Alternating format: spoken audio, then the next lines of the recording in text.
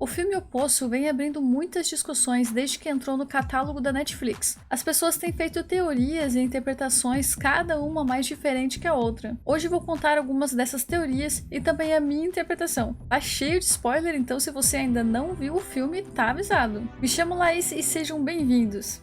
O Poço é um filme de terror e suspense espanhol lançado em 2019, mas foi depois que entrou para a lista da Netflix que ele ficou conhecido. A primeira pessoa que a gente conhece é o Goreng, e esse não é o nome real dele. As pessoas que são enviadas para o Poço, todas elas recebem nomes novos. Ele entra como voluntário porque quer usar aquele tempo para parar de fumar e porque no final receberá um certificado para comprovar a experiência. A ideia é bem simples, as pessoas são enviadas para um poço bem misterioso que é dividido em andares e cada andar tem 2 pessoas. Todos os dias uma plataforma desce levando muita comida e o cardápio é feito com os pratos favoritos de cada um. As pessoas dos níveis superiores conseguem se fartar com muita comida e já os que ficam embaixo têm que comer os restos. Em teoria, existe comida suficiente para todo mundo se cada um comer apenas o necessário, mas isso nunca acontece. Na virada de cada mês, as pessoas são trocadas de forma aleatória, então você pode ir do andar 5, por exemplo, para o 50, ou do andar 100 para o 75, e é realmente aleatório, não existe um critério que as pessoas são selecionadas para haver essas trocas. Então você nunca sabe para onde você vai, a única certeza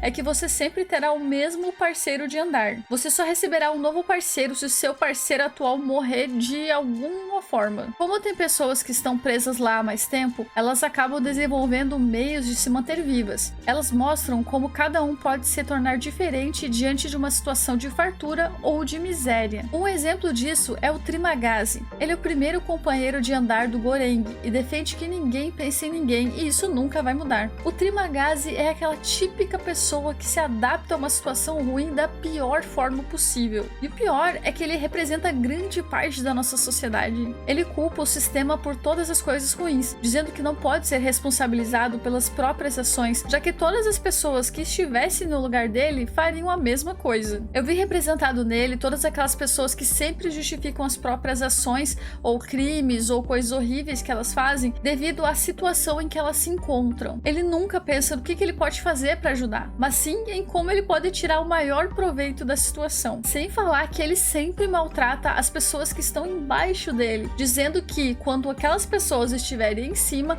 são elas que terão a oportunidade de fazer isso. A meritocracia também é bem criticada. Nessa ideia, as pessoas defendem de que qualquer um pode alcançar o grande sucesso só se esforçar o suficiente. E isso não importando qual foi o ponto de largada que essa pessoa teve. No Poço, os andares representam as classes sociais e a comida seria a má distribuição e consumo de recursos. Como a cada mês todos trocam de andares, todos experimentam várias realidades diferentes, como se nascessem de novo. Na meritocracia, é defendido que as pessoas, todas elas, têm oportunidade de melhorar de vida e a única coisa que está segurando ela é ela mesma. Mas na verdade, a vida real é tipo o que acontece no Poço. Cada pessoa vive uma situação bem diferente uma da outra. Aqueles que estão muito abaixo estão tão preocupados em sobreviver que nem conseguem pensar em outra coisa, muito menos têm forças para tentar subir. Para validar esse pensamento de quem quer consegue, muitas pessoas utilizam como exemplo aquelas pessoas que saíram do nada e conseguiram construir impérios. Só que primeiro que elas são casos raríssimos comparadas às pessoas que não conseguem fazer isso. E segundo é que é uma ilusão pensar que elas são uma exceção a essa regra. Vemos várias manchetes contando histórias de superação, de pessoas muito pobres que agora são milionárias. Só que se nos aprofundarmos mais na história, descobrimos que em algum momento alguém estendeu a mão para elas, nem que seja para algo simples. É óbvio que o maior mérito é dela, dessa pessoa que se esforçou muito para subir, mas não dá para negar que se ninguém tivesse aberto uma porta ou dito sim, ela jamais teria subido de verdade. Para você conseguir um emprego bom, alguém precisa reconhecer o seu talento. Para sua empresa começar a vender bem e crescer, o produto precisa de reconhecimento de terceiros. É impossível a gente conseguir alguma coisa sem que em algum momento da nossa vida alguém não tenha feito um ato de compaixão ou um ato de confiança pra gente. Podem ser gestos pequenos, mas ele tem que estar presente. E ali ninguém ajuda ninguém e a situação permanece a mesma. No filme, somos o tempo todo confrontados com a ideia de que os ricos não são os únicos culpados pela situação dos pobres, e os pobres não são os únicos culpados pela violência da sociedade. O personagem Baharati até tenta convencer os de cima, dizendo que se eles ajudarem, acredita que chegarão até o topo. Então os de cima perguntam, mas em qual Deus você acredita? Aí entra a questão religiosa, daquelas pessoas que se dizem muito honestas e muito bondosas, mas que só ajudam o próximo se aquela pessoa também acreditar no mesmo Deus que elas. Você precisa acreditar em algo, mas eu já tenho uma crença. Tá, mas tem que ser na do meu Deus. E nessa mesma cena também é citado a questão racial. Quando os de cima falam, olha só, esse negro quer subir, insinuando que uma pessoa negra só consegue subir com o aval de um branco. Quem criou esse experimento acredita na tal da solidariedade espontânea, onde todos os seres humanos são capazes de despertar espontaneamente a solidariedade se colocados em momentos difíceis. Isso partindo da ideia de que eles teriam que experimentar várias realidades ali. Mas para mim a falha nesse experimento é não considerar o caráter de cada um. Cada pessoa vai ter uma visão diferente da situação. Em alguns, essa compaixão poderá despertar, mas em outros só fará o lado animal vir à tona. Não basta colocar as pessoas em situações difíceis esperando que elas superem. Não existe um manual de como melhorar o ser humano. Tanto que quando o Goreng tenta fazer com que as pessoas que estão no nível abaixo dele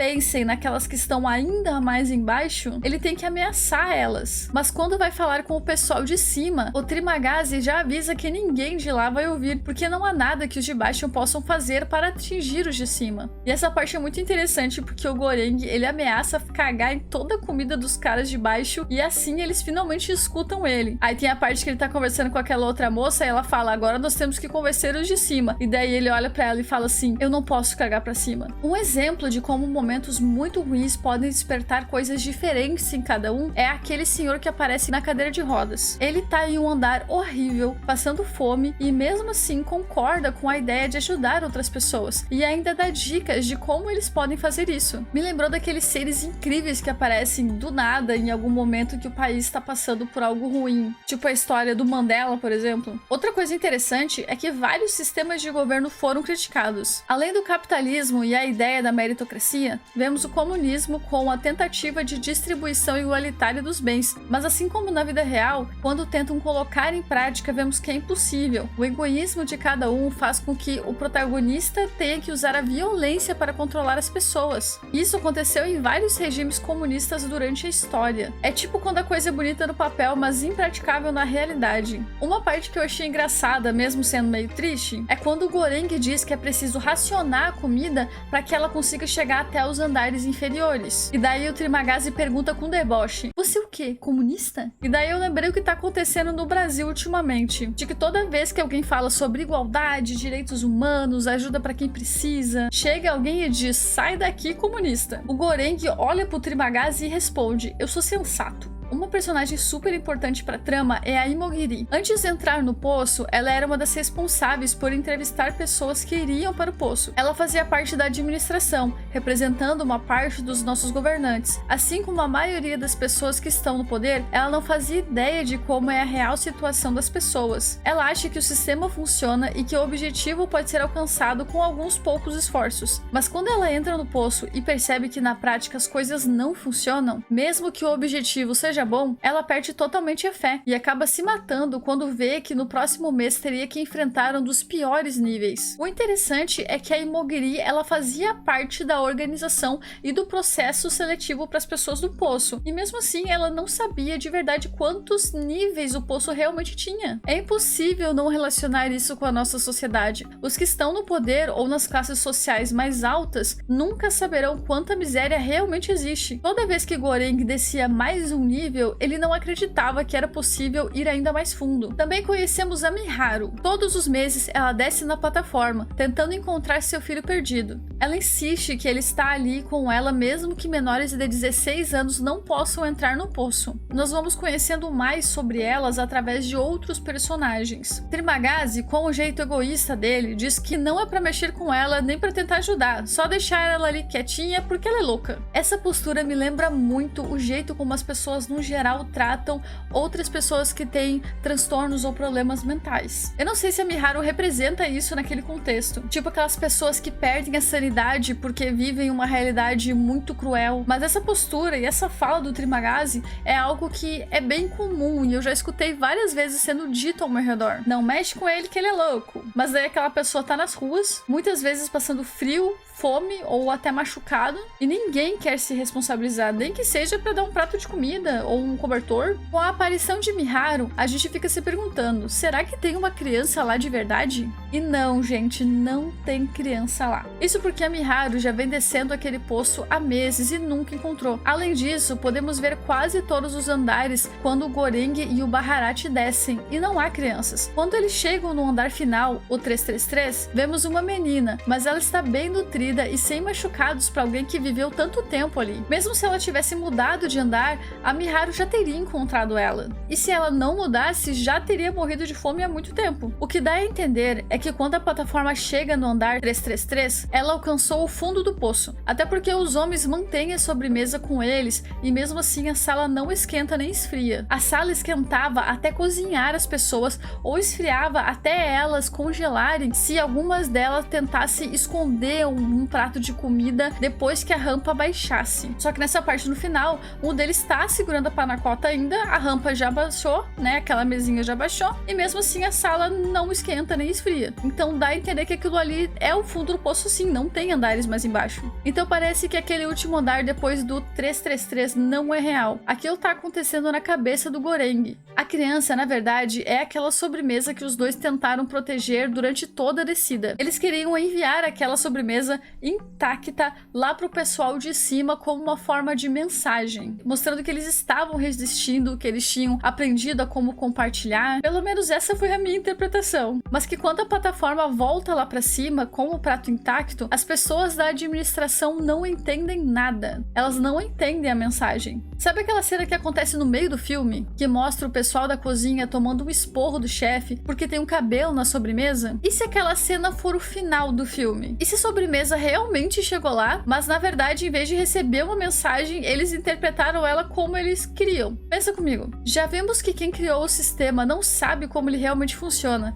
Eles só sabem a teoria e não têm ideia do inferno que é lá embaixo. Então como eles vão interpretar uma mensagem da mesma forma que quem tá sofrendo? O cara só consegue enxergar o que tá diante dos olhos dele, e ninguém comeu aquela sobremesa porque tinha um cabelo nela, e isso era inaceitável. Esse filme é tão cheio de significado que eu, como a louca das teorias, não sabia nem por onde começar, ou o que falar, ou o que deixar de fora. Porque sim, eu acabei tendo que deixar algumas coisas de fora, porque senão esse vídeo ia ter 5 horas. Por exemplo, tem os andares que são 333. Mas se você multiplicar isso pela quantidade de pessoas que tem em cada andar, que são 2, você tem 666, o número do inferno. Tem o fato de que a Imogiri também tentou fazer uma coisa meio parecida com o que Jesus tentou fazer, com discursos igualitários e de amor ao próximo, numa realidade e época em que pouquíssimos levariam isso a sério. E quando ela se enforca, só aparece seu corpo pendurado, lembrando do corpo de Cristo na cruz. E por último, como é que eles sabiam quando alguém pegava comida escondida e guardava para depois